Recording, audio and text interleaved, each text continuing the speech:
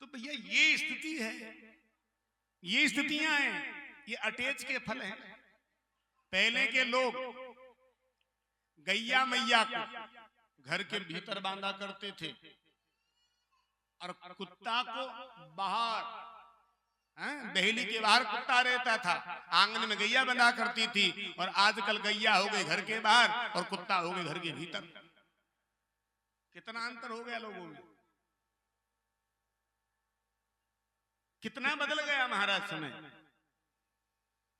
पुराने लोगों में हमारे लोगों के विचारों में बहुत अंतर आ गया।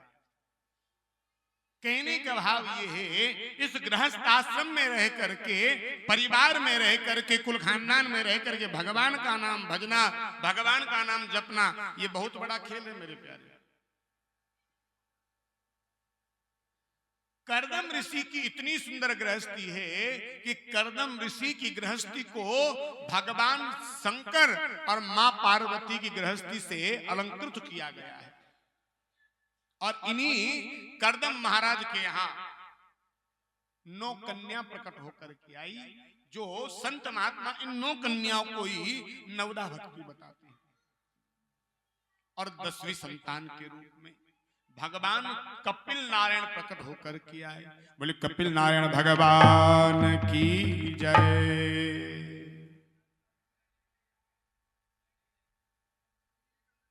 एक दिन महात्मा कर्दम जंगल चले गए और भगवान कपिल ने माता देहूति को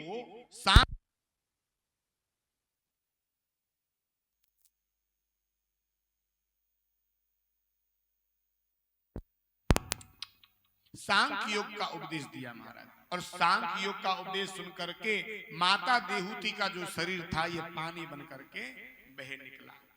और उसी जल से शुद्धता नाम की नदी का प्राकट्य हो गया। बोले कपिल नारायण भगवान की जय।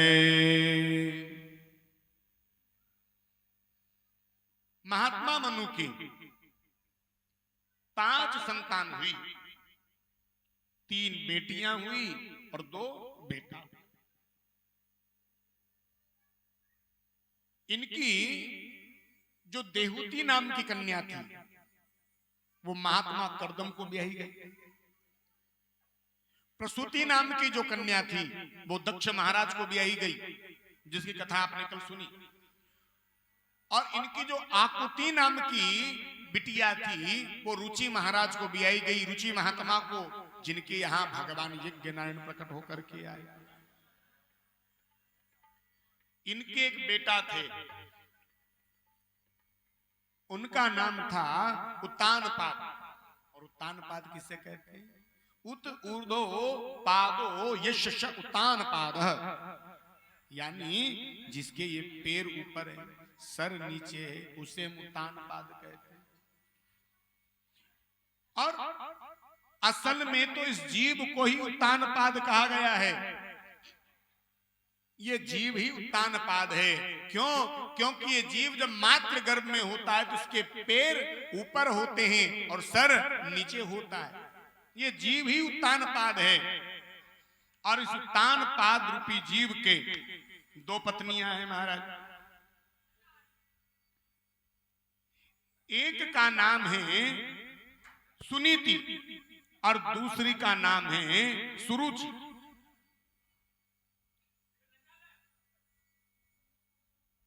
अब राजा जो है ये सुमति की बात ज्यादा मानता है, सुनीति की बात बिल्कुल नहीं मानता, सुरुचि की बात मानता है।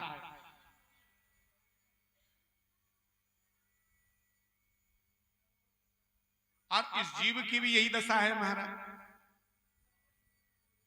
ये जीव जो है ना, ये भी सुरुचि की बात मानता है और सुमति की बात नहीं मानता महाराज।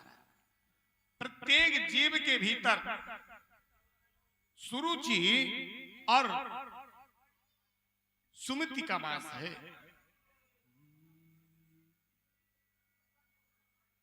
सुमति किसे कहते हैं? सुमति यानी हमारा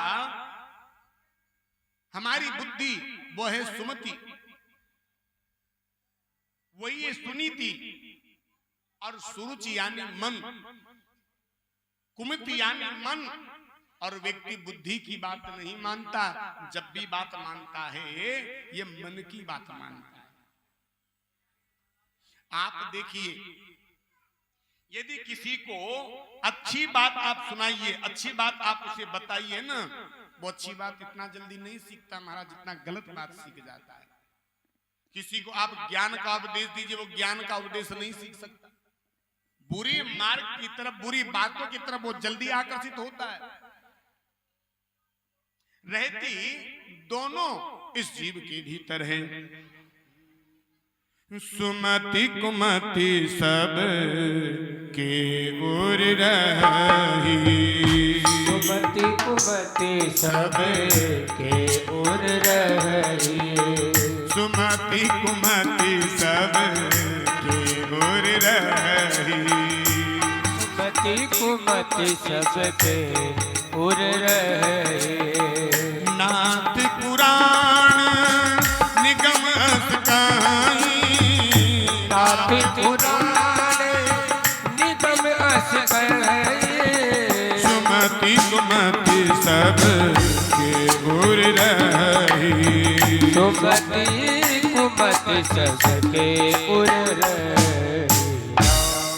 सुमति कुमति सबके उर, उर यानी हृदय में रही, नाथ पुराण निगम अस कही।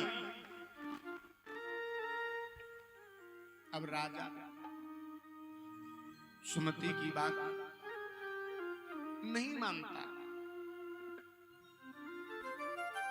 और एक दिन स्वरुचि के कहने से सुनीति जैसी सुंदर पत्नी का राजा ने त्याग कर दिया। सुनीति क्या करती, आश्रम के बाद एक पर्णकुटी बनाई और उसी पर्णकुटी पर रहने लगी। धीरे धीरे समय निकला और सुनीति क्या करती, संत महात्माओं के आश्रम पर जाती और वहां जाकर के संतों के मुख से उपदेश सुनती, कथा सुनती। एक दिन समय आने पर सुनीति के यहां एक बालक का जन्म हुआ, जिसका नाम संतों ने ध्रुव रखा। ध्रुव किससे कहते हैं? ध्रुव कहते हैं अटल को। ध्रुव यानी जो सदा था, सदा है और सदा रहने वाला है, उसे हम ध्रुव कहते हैं। अब ध्रुव जी महाराज धीरे धीरे बड़े हुए, और ध्रुव जी जब बड़े हुए, सुनीति अपने पुत्र को भी कथा में लेकर के जाती। देखो मैया, पहले गुरुकुल चलते थे, पहले कॉन्वेंट नहीं चलते थे। कॉन्वेंट तो आजकल चलने लगे हैं, पहले तो गुरुकुल चलते थे।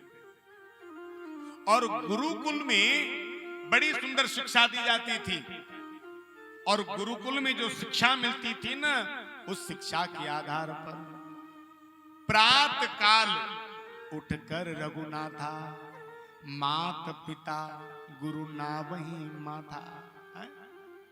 ऐसी सुंदर शिक्षा गुरुकुलों में मिला करती थी। तब संतान अपने माता पिता के, अपने बड़े बुजुर्गों के, गुरुजनों के चरण छुआ करते थे। सुंदर शिक्षा गुरुकुल से मिला करती थी। अब गुरुकुल बंद हो गए, अब कॉन्वेंट चल गए, और कॉन्वेंट स्कूल में सरेआम डोनेशन के नाम पर रिश्वत ली जाती है। पर उन कॉन्वेंट स्कूलों में ऐसी सुंदर शिक्षा नहीं दी जाती महाराज। अब ये शिक्षा देने का, ये ज्ञान देने का अधिकार हमारा है। आप लोगों की जिम्मेदारी बनती है कि आप अपने पुत्रों को सुंदर शिक्षा दें। कथाओं के माध्यम से, संत महात्माओं के प्रवचनों के माध्यम से यह सुंदर शिक्षा मिलती है। कथाओं में और मिलता क्या है? इसलिए जब भी कथा में जाएं, समय रहे अपने बालकों को अपने साथ कथा में लेकर के आए। ठीक है, उनका मन नहीं लग रहा, उन्हें कथा में ला करके तो बिठाओ, तुम धीरे धीरे उन्हें कथा में बिठाना प्रारंभ कर दो और ये कथा धीरे धीरे उनके भीतर बैठना प्रारंभ कर देगी महाराज। आज ध्रुव जी महाराज जी कथा में जाने लगे। एक दिन सुनीति कथा सुनकर के लौट रही थी। संतों ने कहा, बेटा हम तेरी सेवा से बहुत प्रसन्न हैं और हम तुझे कुछ देना चाहते हैं, क्या चाहती हो? महाराज आप देना चाहते हैं, एक कृपा कर दे। मेरी एक सोत है, यानी मेरे पति की दूसरी पत्नी, उसके विवाह को 4 वर्ष आज पूरे हो गए, उसने किसी संतान को जन्म नहीं दिया। आप आशीर्वाद दो उनके यहां से बेटे का जन्म हो जाए। संतों ने कहा, बेटा तेरी यदि ऐसी इच्छा है तो जाओ, हम आशीर्वाद देते हैं कि तुम्हारी सोत के यहां से भी एक सुंदर पुत्र का जन्म होगा। समय आने पर सुरुचि के यहां से भी एक बालक का जन्म हुआ, नाम रखा उत्तम।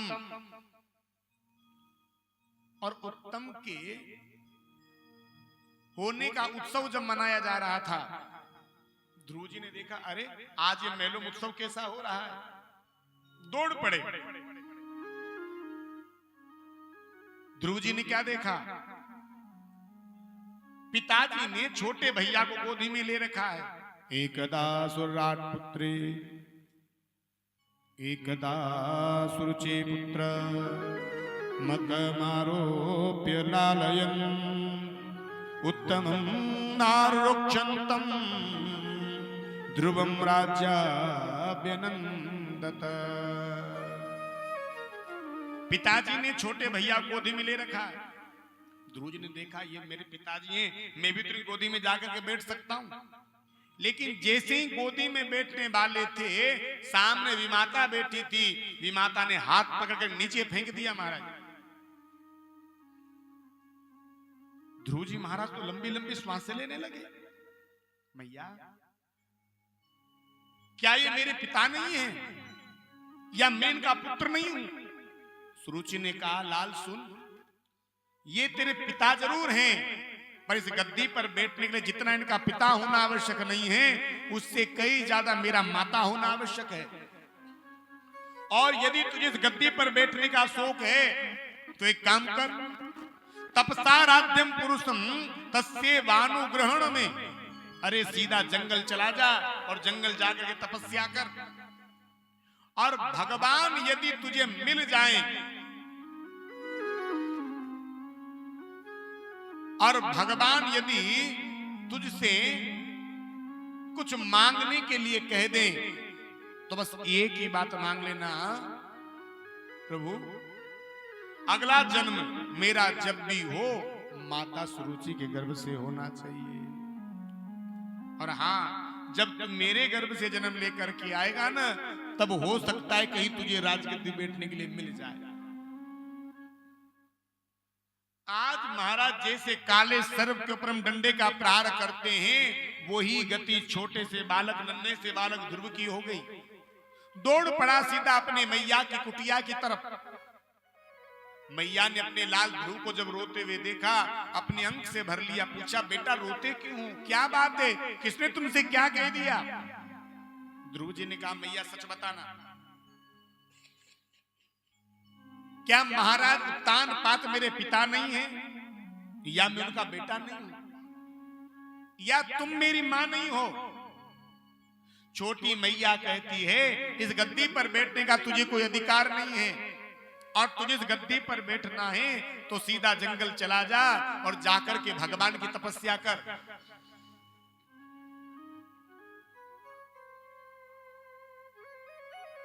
मैया, यदि मैंने सच में तुम्हारे गर्भ से जन्म लिया है, तो मैं छोटी माता के एक एक शब्द का बदला लेकर के मानूंगा। आज सुनीति कहने लगी, लाल महाराज उत्तान पात तुम्हारे पिता हैं और मैं ही तुम्हारी मैया हूं।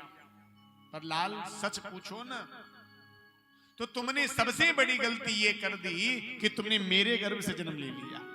हाँ, तुम यदि सुरुचि के गर्भ से जन्म लेकर के आते तो तुझे अवश्य राजगद्दी बैठने के लिए मिलती। पर बेटा, तेरी छोटी मां ने तुमसे वो कह दिया जो मैं तुमसे आज दिन तक नहीं कह पाई। लाल, मैं तुमसे कहती हूं, तुम कल जंगल जाना चाहते हो तो आज चले जाओ, और आज जाना चाहते हो तो अभी चले जाओ। छोटा सा बालक रोने लगा, मैया, अरे विमाता भी मुझे जंगल भेजना चाहती है और तुम भी मुझे जंगल भेजना चाहती हो। सुनीति ने कहा, अरे मेरे लाल, तुझे गद्दी पे ही तो बैठना है, तुझे पिता की गोदी में ही तो बैठना है, और तुझे पिता की गोदी में बैठने का इतना ही शौक है तो बेटा उस परम पिता परमात्मा की गोदी में बैठ, जिसे तेरा हमेशा हमेशा के लिए कल्याण हो जाएगा। इस साधारण से पिता की गोदी में बैठने से क्या होगा? छोटे से बालक ने प्रश्न कर दिया, माँ, ये भगवान मिलेगा कहाँ? मैया ने कहा, बेटा, हरि व्यापक सर्वत्र समाना, हरि व्यापक सर्वत्र समाना, हरि व्यापक सर्वत्र समाना, हरि व्यापक सर्वत्र समाना, प्रेम से प्रकट हो प्रकट हो ये जाना। हरि व्यापक सर्वत्र समाना और प्रेम से प्रकट हो ही में जाना। प्यारे, परमात्मा कण कण में रहने वाला है, परमात्मा जर्रे जर्रे में रहने वाला है। परमात्मा को प्रकट करना पड़ता है। कैसे? जैसे दूध में घी है कि नहीं? दूध में घी है, लेकिन दूध में घी दिखाई नहीं देता। दूध में से घी को प्रकट करना पड़ता है, दूध जमाना पड़ता है, फिर मथना पड़ता है, फिर निकलता है, फिर गर्म करना पड़ता है, उसका प्रोसेस है। और दूध में घी है, लेकिन उस दूध में दिखाई नहीं दे रहा। ठीक उसी प्रकार से इस संसार में ही परमात्मा विद्यमान है, लेकिन वह परमात्मा हमें दिखाई नहीं देता। उस परमात्मा को प्रकट करना पड़ता है। प्रकट कैसे होगा? बोले प्रेम से प्रकट होगा। प्रेम के प्रकट हो ही में जाना। छोटा सा बालक आज जंगल की ओर चल पड़ा। कहां जाना है कोई पता नहीं, किधर जाना है कोई पता नहीं। अरे जब चिड़िया चुग करके अपने घोंसले में आ रही है, गैया चारा चर के अपने घरों में लौट रही है, उस समय ध्रुव जी महाराज ने अपने घर को छोड़ा है। आज लगन लग गई महाराज परमात्मा से मिलने की। और यदि भगवान से मिलने की लगन लग जाए, फिर ये दुनिया में, इस संसार में, घर में, परिवार में मन नहीं लगता। संत कहते हैं इन बिगड़े दिमागों में भरे अमृत के लक्ष्य हैं। इन बिगड़े दिमागों में भरे अमृत के लक्ष्य हैं। अरे इन्हें पागल ही रहने दो, ये पागल ही अच्छे हैं। जब परमात्मा से मिलने की लगन लग जाती है ना, फिर दुनिया वाले उसे पागल समझ लेते हैं। और संत कहते हैं भैया फिर इन्हें पागल ही रहने दो, ये पागल ही अच्छे हैं। जो तुम्हारे किसी काम का नहीं रहता, वही भगवान के काम का हो जाता है। जिसे दुनिया वाले ठुकरा देते हैं, उसे मेरा परमात्मा अपना लेता है। और आज ध्रुव जी के परमात्मा से मिलने की लगन लग गई। चले जा रहे जंगल में। लगन तुमसे लगा बैठे, जो होगा देखा जाएगा। तुमसे लगा बैठे, जो होगा देखा जाएगा। जो होगा देखा जाएगा, जो होगा देखा जाएगा, जो होगा देखा जाएगा। देखा जाएगा, जो होगा देखा जाएगा, जो होगा देखा जाएगा। तुम्हें अपना बना बैठे, तुम्हें अपना बना बैठे, जो होगा देखा जाएगा। तुम्हें अपना बना बैठे, जो होगा देखा जाएगा। हरि बोल।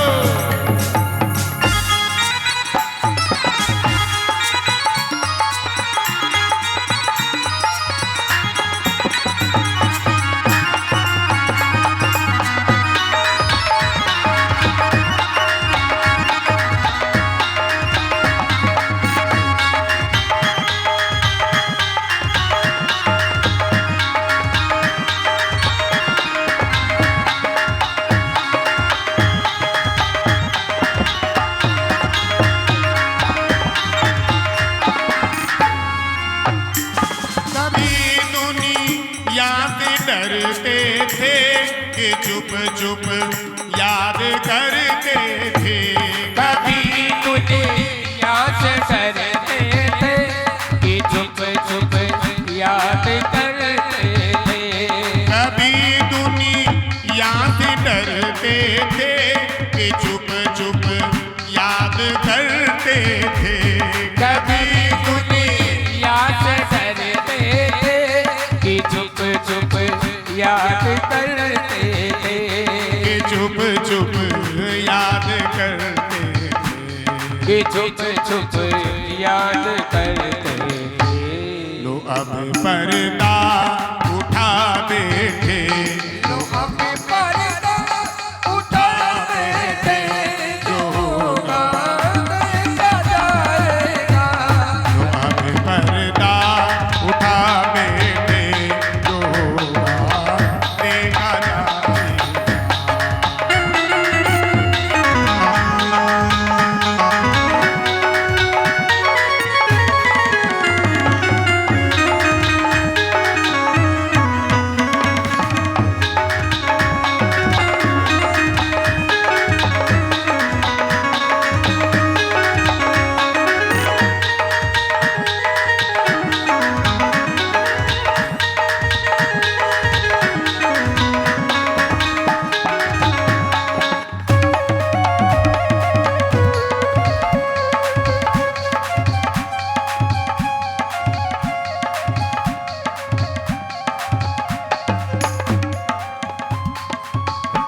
कभी ये ख्याल था दुनिया हमें बदनाम कर देगी, कभी ये काल का दुनिया हमें बदनाम कर देगी।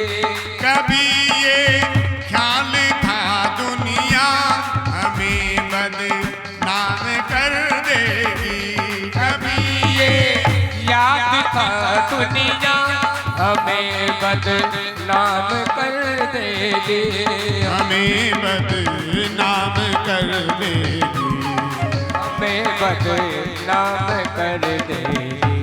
शर्म अब पेच खा बैठे, शर्म अब के छिपा बैठे, जो होगा देखा जाएगा। लगन तुमसे लगा बैठे, लगन तुमसे लगा बैठे, जो होगा देखा जाएगा।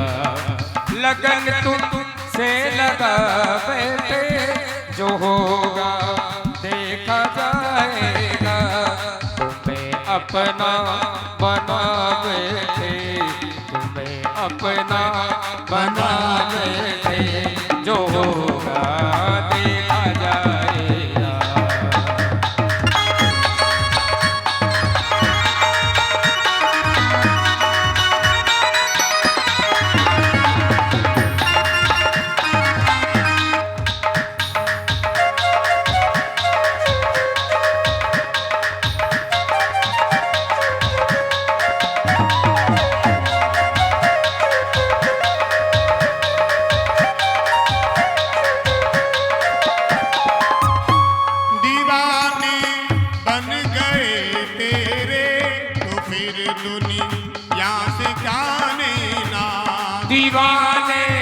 बन गए तेरे तो फिर दुनिया से क्या लेना।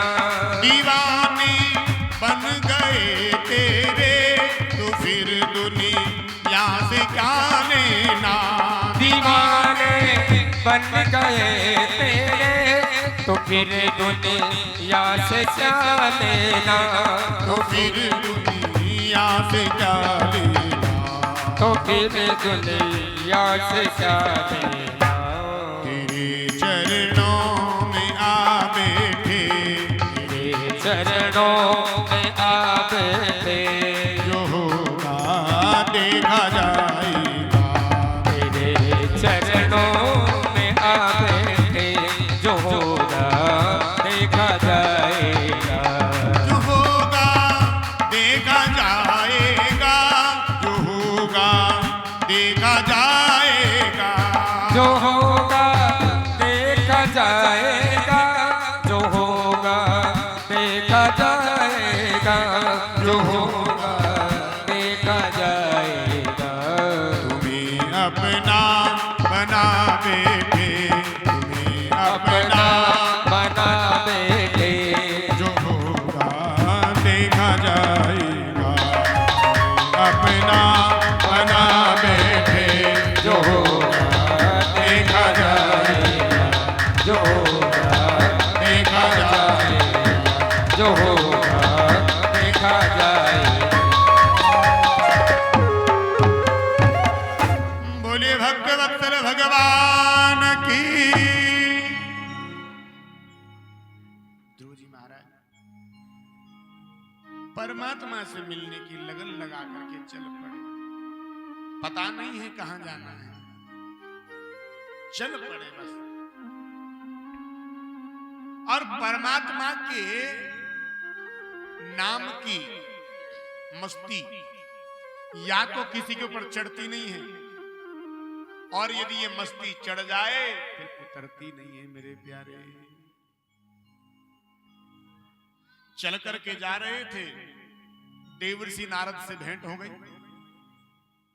देवर्षि नारद ने कहा, रे बेटा कहां जा रहे हो? बोले जंगल। क्यों? परमात्मा को प्रकट करने के लिए। अरे प्यारे किसने तुझे बहका दिया कि जंगल में भगवान रहता है?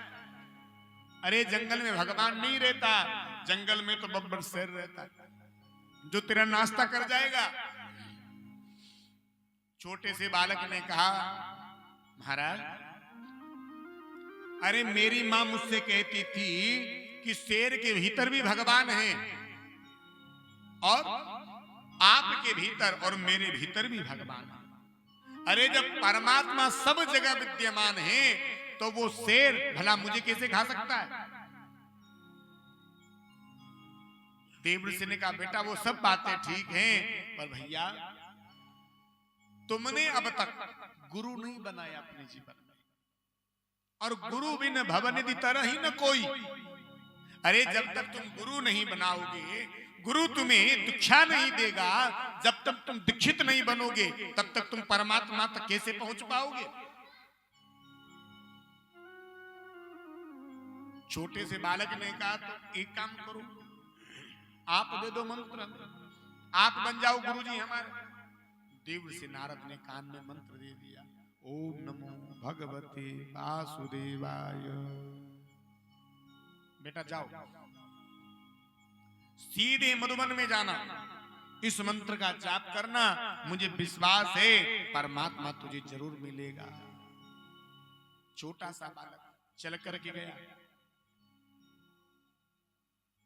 पहला महीना जब प्रारंभ हुआ,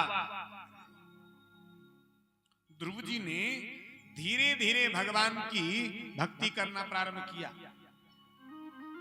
लिखा है, तिरात्रांते तिरात्रांते कपीत्य बदरासन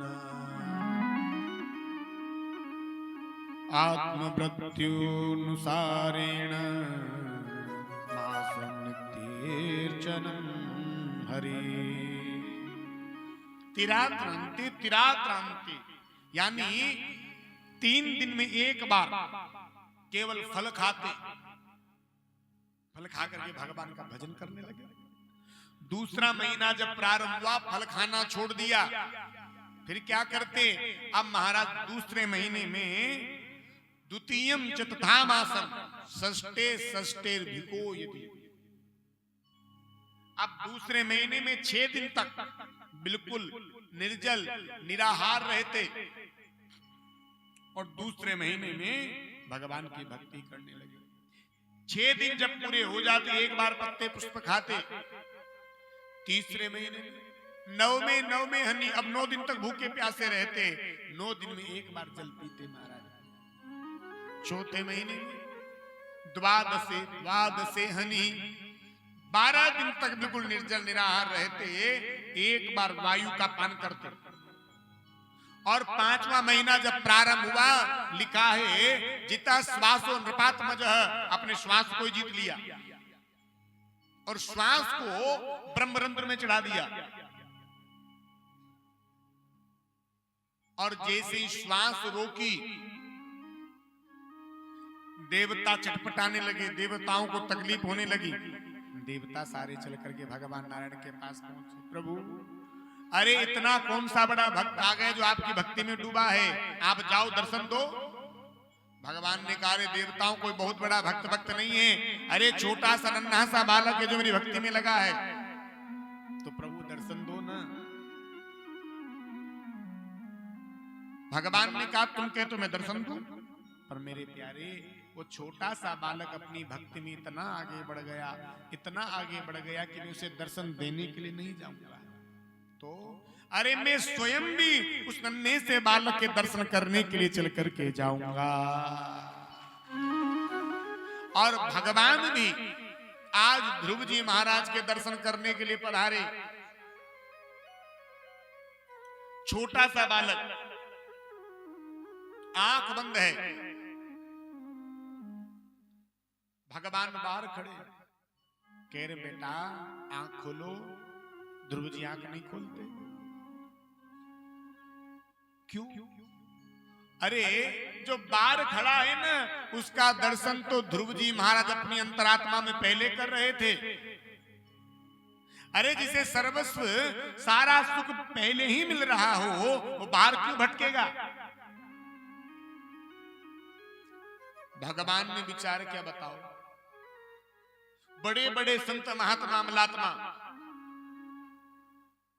हजारों वर्ष तक मेरा ध्यान करते हैं, फिर भी मेरी भक्ति, मेरा दर्शन उसे प्राप्त होगा कि नहीं, कोई गारंटी नहीं है। और मैं इस बालक के सामने खड़ा हूं और फिर भी ये बालक आंख नहीं खोल रहा। भगवान ने देखा, क्या बात है, आंख बंद करी, ओहो ये तो अंतरात्मा में दर्शन कर रहा है। योग माया के माध्यम से इस झांकी को मिटा दिया। और जैसे झांकी मिटी, जैसे जल के वियोग में मछली तड़पती है, बछड़ा जब गैया के वियोग में तड़पता है, बस वही गति इस नन्हे से बालक की हो गई महाराज। चटपटाने लगा और जैसे आंख खोली, सामने परमात्मा का दर्शन हो गया। बोले चार भुजानाथ की जय। आज ध्रुव जी महाराज आनंदित हो गए, गदगद हो गए महाराज। ध्रुव जी ने भगवान को प्राप्त करने के लिए तपस्या करी और देखो भगवान उनके सामने प्रकट हो गए।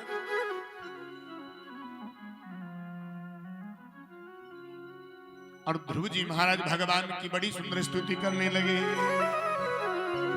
हमारा चार भुजारा नाथ, हमारा चार भुजारा नाथ, चार भुजारा नाथ, हमारा चार भुजारा नाथ, चार भुजारा नाथ, हमारा चार भुजारा नाथ, चार भुजारा नाथ, हमारा चार भुजारा नाथ।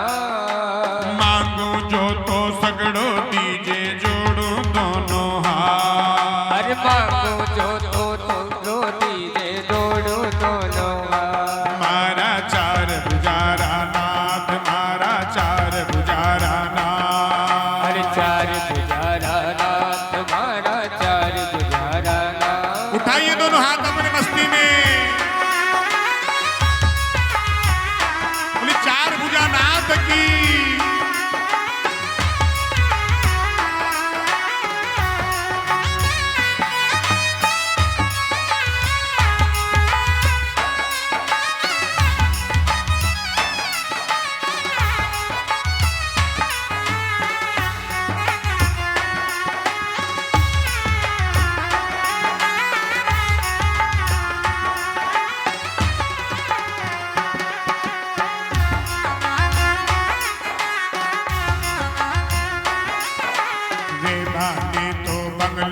दीजे फूल बगिया सा।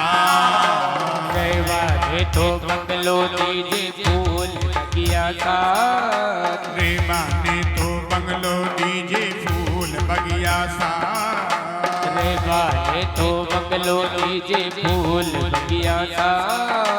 फूल तोड़ कर हार बनाऊं मैंने दीनानाथ। अरे फूल तोड़ कर हार बनाऊं मैंने दीनानाथ। तुम्हारा चार पुजारा नाथ, तुम्हारा चार पुजारा नाथ। हर चार बुझारा नाथ, तुम्हारा चार बुझारा नाथ। जय हो।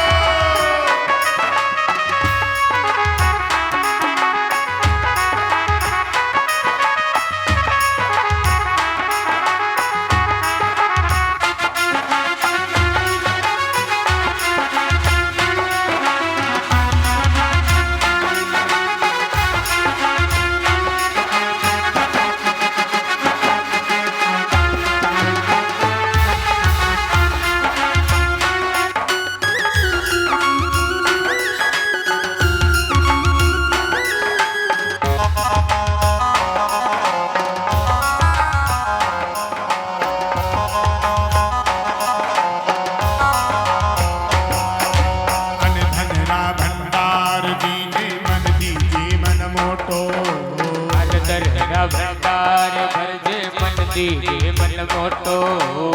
धनरा भंडार भरजो मन दीजो मन मोटो। धनरा भंडार भरजे मन दीजे मन मोटो। आया गया की करा चाकरी कदी न आवे टोटो। आया गया की करा चाकरी कदी न आवे टोटो। मारा चार पुजारा नाथ, मारा चार बुझारा नाथ। मांगो जो तो सगड़ो दीजे जोड़ो दोनों हाथ। मांगो जो तो सगड़ो दीजे जोड़ो दोनों हाथ।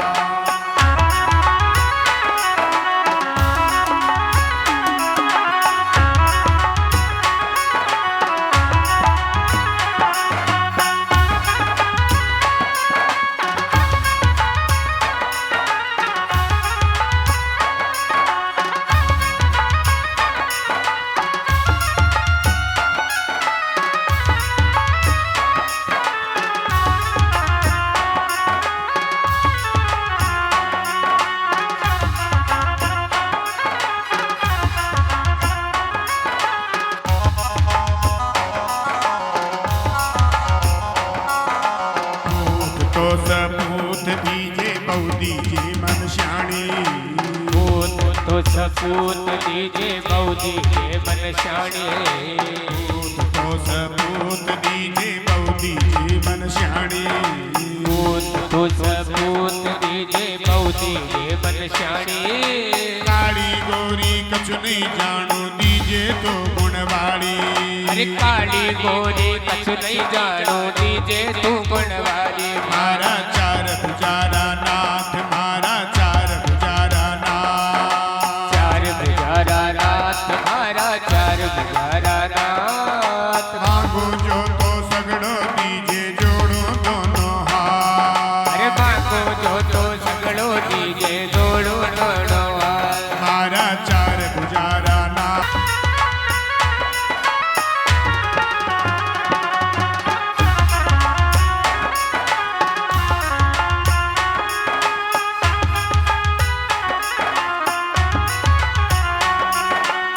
मांगो जो तो सगड़ो दीजे जोड़ो दोनों हाथ। बोले चार भुजनाथ की जय। भगवान प्रकट हुए।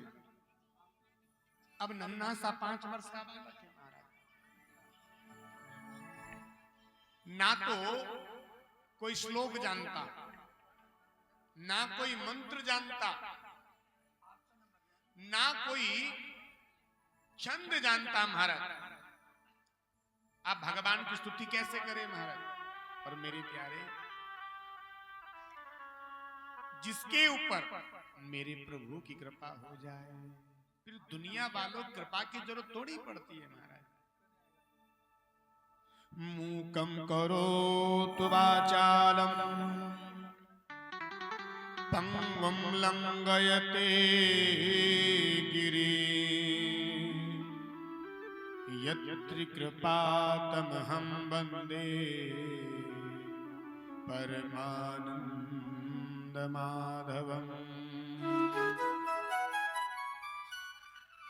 आज परमात्मा की जब कृपा हो गई तो चारों वेद, चहो शास्त्र, 18 पुराणों का ज्ञान इस नन्हे से बालक के भीतर समाहित हो गया। जा पर कृपा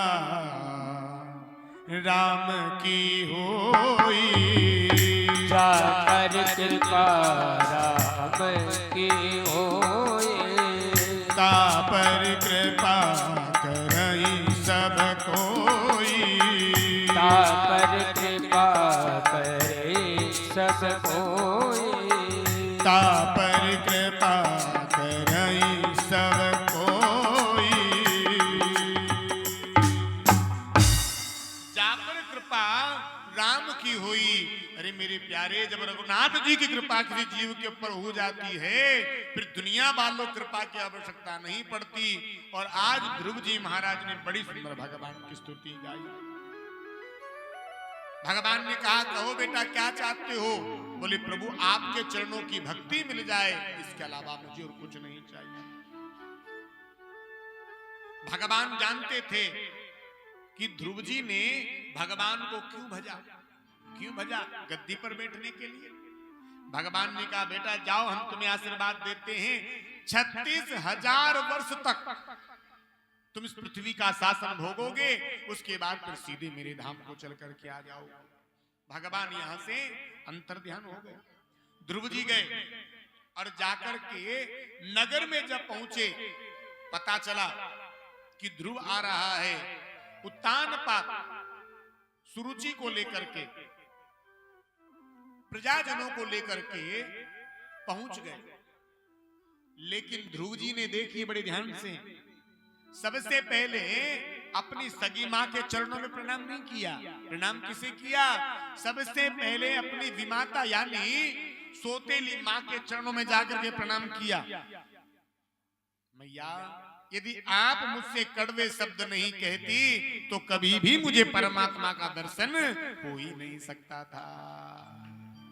यदि हमारा शत्रु भी हमें परमात्मा से मिलने के लिए यदि प्रेरित करे न, तो उससे बड़ा सच्चा साथी हमारा दुनिया में कोई दूसरा हो ही नहीं सकता। महाराज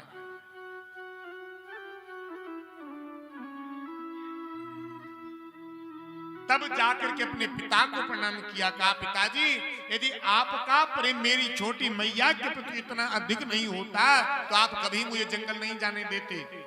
और अंत में अपनी सगी मां को जाकर के प्रणाम किया। मैया मैं आपको प्रणाम करता हूं और भगवान से प्रार्थना करता हूं कि जैसी मां भगवान ने मुझे प्रदान करी है वैसी मां प्रत्येक जीव को प्रदान करे, जो कम से कम अपने बेटे को भगवान से मिलने की प्रेरणा तो देती है। प्रत्येक स्त्री माता कहलाने की अधिकारी नहीं है महाराज। कौन स्त्री माता कहलाने की अधिकारी है? जिस स्त्री का बालक भगवान का भक्त हो, अपने परिवार का भक्त हो, वही स्त्री माता कहलाने की अधिकारी है। हर स्त्री मां कहलाने की अधिकारी नहीं है महाराज। देवऋषि नारद ने आकर के उपदेश किया, सुनो अभी भी यहीं पड़े रहोगे। बेटे ने भगवान का दर्शन कर लिया और माता पिता यहीं पड़े। उत्तानपाद ने अपने बेटे ध्रुव को राजगद्दी पर बिठाया और चले गए महाराज जंगल में अपनी पत्नी को लेकर के भजन करने के लिए। एक दिन ध्रुव जी का जो छोटा भाई था उत्तम, इसने क्या किया, जंगल में घूमने के लिए गया और जंगल में यक्षों का बगीचा था, उस यक्षों के बगीचे को उजाड़ने लगा। यक्ष लोग आए, समझाने लगे, अरे महाराज ये हमारे कुबेर भगवान की विहार स्थली है, इसे क्यों उजाड़ रहे हैं आप? एक भी बात नहीं मानी महाराज, झगड़ने लगा। और इस झगड़े में उत्तम की मृत्यु इन यक्षों के हाथों से हो गई। ध्रुव जी को पता चला, और ध्रुव जी को जब पता चला, ध्रुव जी महाराज चल करके आए, और ध्रुव जी ने बिना विचार किए कई निरपराध यक्षों का वध कर डाला। क्यों? परीक्षित ने प्रश्न किया, गुरुदेव ध्रुव जी को भगवान का दर्शन मिल गया, फिर भी ध्रुव जी से इतना बड़ा अपराध क्यों हो गया? बोले ध्रुव जी को भगवान का दर्शन तो मिला, लेकिन भगवान का सत्संग इन्हें सुलभ नहीं हुआ। लेकिन भगवान का सत्संग ये आसानी से नहीं मिलता महाराज। भगवान का सत्संग भी जब तक भगवान की कृपा नहीं होती, तब तक भगवान का सत्संग भी नहीं प्राप्त हो पाता। गोस्वामी तुलसीदास जी महाराज वर्णन करते हैं, बिन सत्संग विवेक न होई, बिनु सत्संग विवेक न होई, बिन सत्संग विवेक न होई, बिनु सत्संग विवेक न होई, राम कृपा बिन सुलभ न सोई, राम कृपा बिन सुलभ न कोई, बिन सत्संग विवेक न हुई। बिना सत्संग के जीव को विवेक नहीं होता। और यह सत्संग कब मिलता है? राम कृपा बिन सुलभ न सोई। बिना रघुनाथ जी की, बिना राम की कृपा के सत्संग जीव को सुलभ भी नहीं हो पाता महाराज। आज मनु महाराज आए, और मनु महाराज ने आकर के सुंदर सत्संग दिया, और इस सत्संग का ऐसा प्रभाव इनके जीवन में हुआ, उसी समय अपने पुत्र को राजगद्दी पर बिठाया और दौड़ पड़े महाराज जंगल की ओर। जंगल में जाकर के भजन करने लगे। भजन करते करते करते करते बहुत दिन बीत गए। एक दिन भगवान के पार्षद हाथ जोड़े खड़े हैं, ध्रुव जी भगवान ने तुम्हें याद किया है। और जैसे ध्रुव जी पार्षदों के साथ विमान में बैठ करके जाने वाले थे, इतने में ही काल प्रकट हो गया, यानी मृत्यु प्रकट हो गई। कौन हो? कहां जा रहे हो? बोले हमारा नाम ध्रुव है, देखो ये भगवान के पार्षद हैं, भगवान के धाम जा रहे हैं। मृत्यु ने कहा पहले मुझे अपनाओ, मुझे स्वीकार करो, यानी मरो, फिर जहां जाना है वहां चले जाना। पार्षदों ने कहा ध्रुव जी इनसे कहो अपना सर झुकाएं। ध्रुव जी ने कहा आप अपना सर झुकाओ। मृत्यु ने अपना माथा झुकाया, और ध्रुव जी महाराज ने मृत्यु के माथे पर पैर रखा, विमान में बैठे और चले गए भगवान के धाम को। बोले भक्त वत्सल भगवान की। ध्रुव जी महाराज भगवान के ऐसे भक्त हैं जो सशरीर भगवान के धाम चल करके जा रहे हैं। और ध्रुव जी को भगवान की प्राप्ति हुई, तो इसी सत्संग की वजह से भगवान की प्राप्ति ध्रुव जी महाराज को हुई है। इन्हीं ध्रुव जी के वंश में आगे चल करके महाराज पृथु हुए, और पृथु जो हैं बड़े भगवान के भक्त हैं, अनन्य भक्त हैं। इन्होंने यज्ञ करने का संकल्प लिया। यज्ञ पर यज्ञ किए जा रहे थे, यज्ञ पर यज्ञ किए जा रहे थे। इंद्र को चिंता हो गई। इंद्र को चिंता क्या हुई? यदि इन्होंने 100 यज्ञ पूरे कर लिए तो भगवान इन्हें मिल जाएंगे, और ये इंद्र बनने के अधिकारी हो जाएंगे। और ये यदि इंद्र बन जाएंगे फिर हमारा क्या होगा? हम कहां जाएंगे? यज्ञ पशु का हरण कर लिया। भगवान की कुछ और ही लीला थी, भगवान ने इन्हें दर्शन दे दिया। फिर भी भगवान ने कहा प्यारे वरदान मांगो। वरदान में क्या मांगा? वरदान में मांगा प्रभु इन 2 कानों से जब मैं आपकी कथा सुनता हूं न मुझे तृप्ति नहीं मिलती। आप 2 कानों में ही आप मुझे 10,000 कानों की श्रवण शक्ति प्रदान कर दो। और भगवान ने इन 2 कानों के भीतर ही प्रतु को 10,000 कानों की श्रवण शक्ति प्रदान करा दी। महाराज इन्हीं ध्रुव जी के वंश में आगे चल करके एक राजा हुए प्राचीन बरी। और प्राचीन बरी जो थे ये धार्मिक थे, यज्ञ करते थे, दान पुण्य करते थे, भगवान की सेवा भी करते थे। लेकिन एक गलती इनसे बन गई महाराज। क्या गलती बन गई? गलती ये बन गई कि जब भी ये यज्ञ करते थे तो यज्ञ में घोड़े और बकरे इत्यादि पशुओं की बलि देते थे। एक दिन देवर्षि नारद प्रकट हुए। देवर्षि नारद ने कहा भैया मैंने पापी अब तक बहुत देखे लेकिन तेरे जैसा कोई पापी नहीं देखा।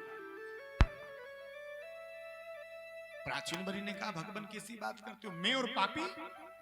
अरे मैंने बहुत यज्ञ किए हैं, इतने यज्ञ किए हैं कि पूरी की पूरी पृथ्वी को मैंने कुशाव से ढक दिया, इतना मैंने यज्ञ किया है। देवर्षि ने कहा अच्छा देखना चाहता है कितना यज्ञ किया? हाँ। देवर्षि ने दिव्य दृष्टि प्रदान कर दी। कहा देखो ऊपर जैसे दृष्टि डाली जितने भी पशुओं की बलि इसने दी थी सारे के सारे मुंह फाड़ करके बैठे। आजा तुझे हम खाएंगे। राजा भयभीत हो गया, डर गया महाराज। अब क्या होगा?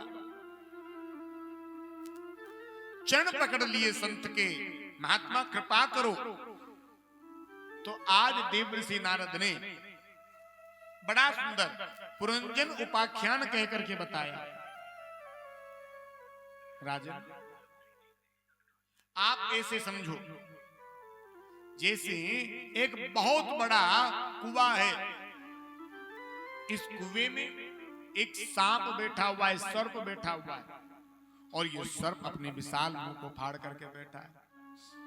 इस कुएं के ऊपर एक डाल लटकी हुई है, इस डाली को पकड़ करके पुरंजन नाम का जीव लटका हुआ है। इस डाली में से एक एक अमृत की बूंद गिर रही है। इन अमृत की बूंदों को पाकर के ये जीव बड़ा मदमस्त हो रहा है। लेकिन एक सफेद और एक काला चूहा भी डाल को काट दे रहा है और जिस दिन ये डाली टूटेगी ये जीव ये पुरंजन उस सांप के मुख में जाएगा, उसका प्राणांत हो जाएगा। राजा प्राचीन बरी ने कहा गुरुदेव में कुछ समझा नहीं। देवर्षि ने कहा देखो राजा कुआं क्या है? ये संसार ही कुआं है। तेन परई भवकूपा, भवकूप ये संसार है, ये कुआं ही ये संसार है और कुछ नहीं। और इस संसार रूपी कुएं में एक सांप बैठा हुआ है। वो सांप कौन है? बोले काल ब्याल मुखग्रास त्रास निर्नाश हेतवे। काल ही व्याल के रूप में बैठा है। व्याल यानी सांप।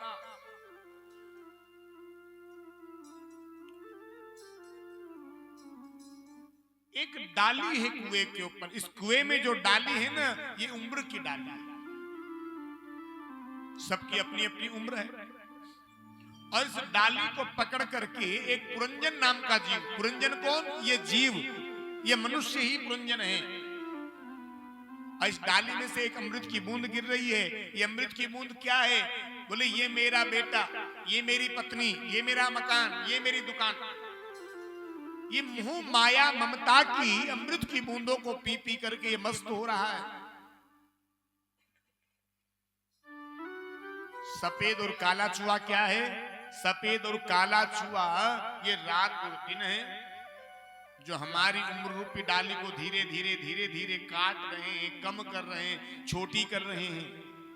और जब ये उम्र की डाली कट जाएगी ये जीव उस सांप के मुख में जाएगा, उसका प्राणांत हो जाएगा।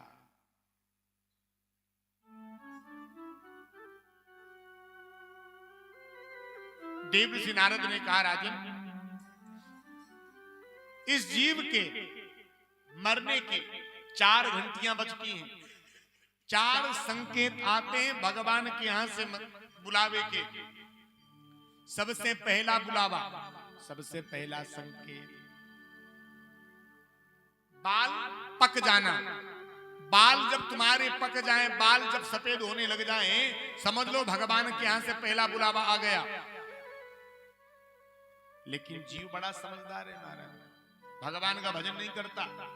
बाजार से कलर लेकर के आता है, डाई लेकर के आता है, मेहंदी लेकर के आता है और अपने बालों को पहले से भी ज्यादा काले कर लेता है।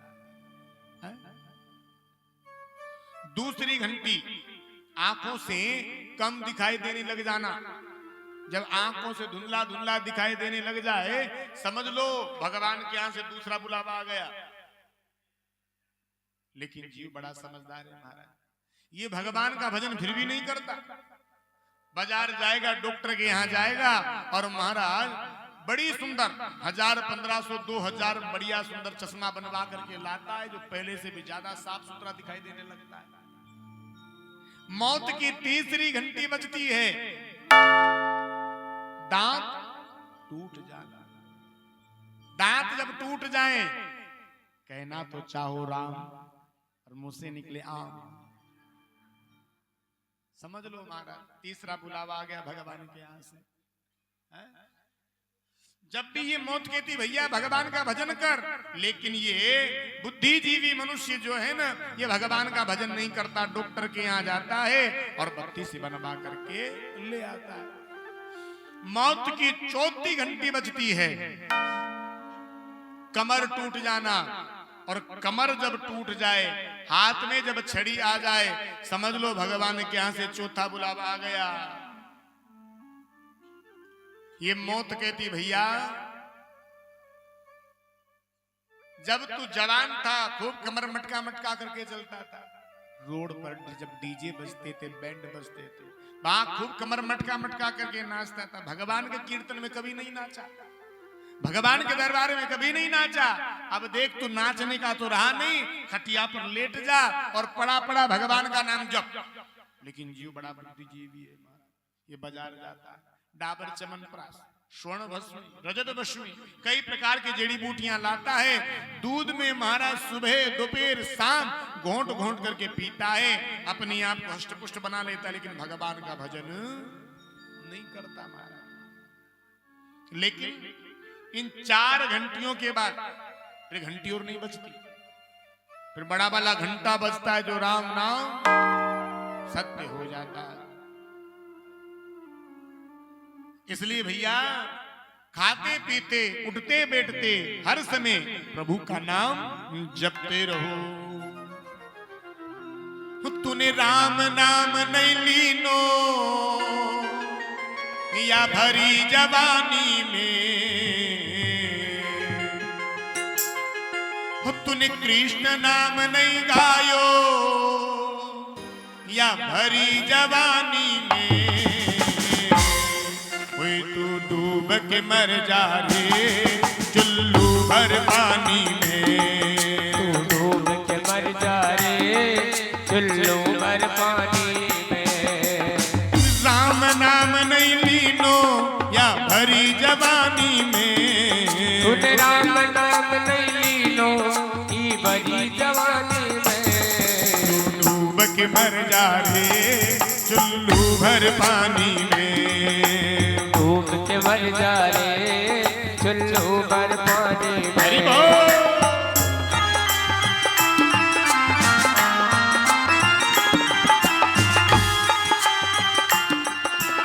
जय हो मेरे प्यारे।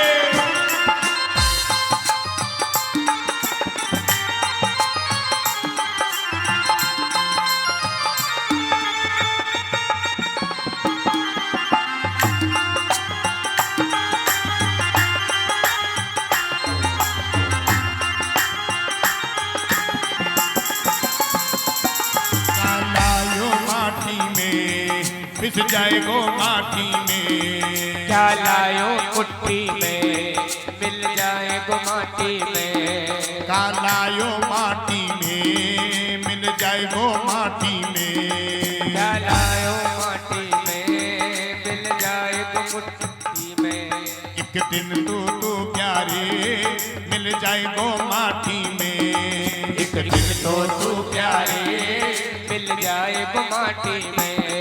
पानी को बबूला सो मिल जाएगो रे पानी में। पानी को बुलबुला सो मिल जाएगो पानी में। तू डूब के मर जा रे चुल्लू भर पानी में। तू डूब के मर जा रे चुल्लू भर पानी में।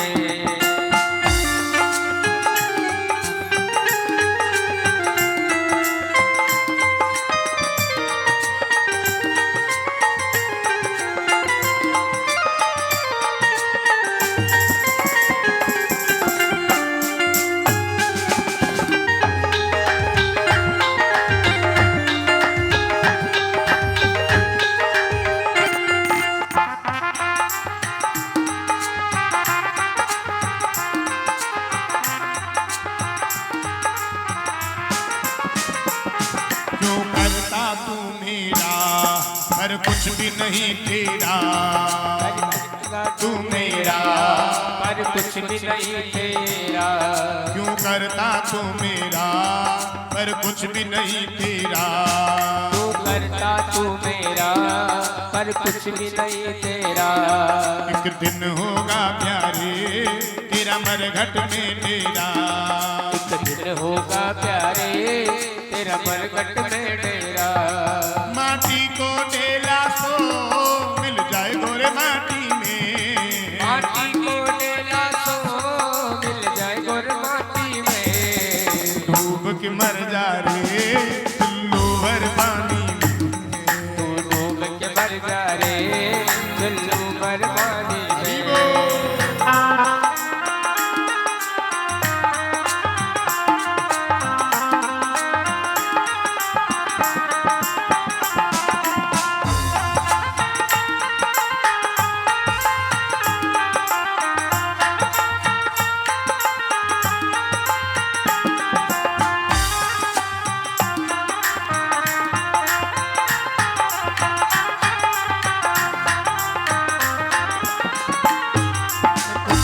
तू भक्ति भक्ति में है शक्ति। कर कुछ पल तू भक्ति भक्ति में है शक्ति। भक्ति से तो प्यारे मिल जाएगी मुक्ति। भक्ति से तो प्यारे मिल जाएगी मुक्ति। इन जवानीपन खोया दुनिया की सानी में। का खोया दुनिया की सानी में। पी लो चाय, लंच होगा इस भजन के बाद। 2 मिनट आपको चाय पीने के लिए मैं ले लो, कोई दिक्कत नहीं। चाय पियो ताती ताती कुछ रे। तू डूब के मर जा रे चुल्लू भर पानी में। तू डूब के मर जा रे चुल्लू भर पानी में। तू डूब के मर जा रे चुल्लू भर पानी में। तू डूब के मर जा।